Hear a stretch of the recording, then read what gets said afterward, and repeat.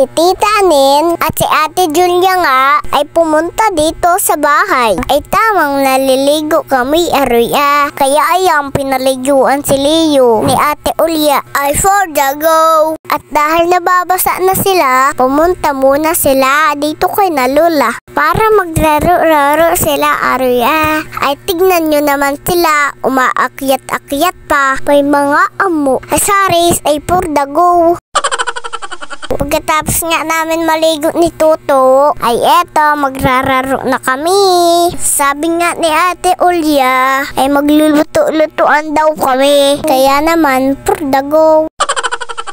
Papunta na nga kami kung saan kami rararo. Tapos itong si Toto, nahuli ray. Porno yung gay. Naka, sapatos pa yan, wag kayo. Ito na nga guys, galing si Ate Ulya. Tapos ako nga naghahanap ng lulutuin namin. Tapos lumapit si Tita Ani para tulungan ako. Aba naman, ito na guys yung nahanap namin. Kanin to guys ha, kanin. Naubusan na nga kami ng gatong. Kaya eto kami ni Tita Anin, mapangahoy. At ayan si Raybim, naghahanap ng kalderong glata. At ayan na nga, may nakita na raw siya. Kaya bumalik na siya, aba naman. At ito na guys, nagluluto na kami ng kanin. Tapos naghanap ulit kami ni Tita Nin kasi ulam na naman yung lulutuin.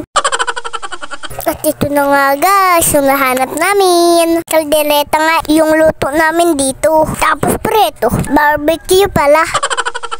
At ayan nga si Ate Ulya, for the ihip. Kasi napapatay yung apoy, kaya hinuhudop.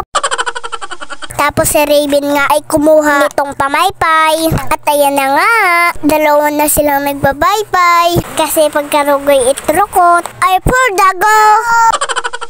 At ito nga yung mga gatong namin. Hello guys! Hello guys! Ngayon tayo ay magluluto!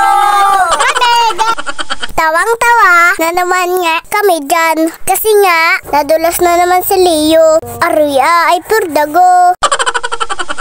O siya, hanggang dito na lang. Salamat sa inyong panonood. Pa-like, nagpa-follow at pa-share. Salamat. Bye-bye, love nyo.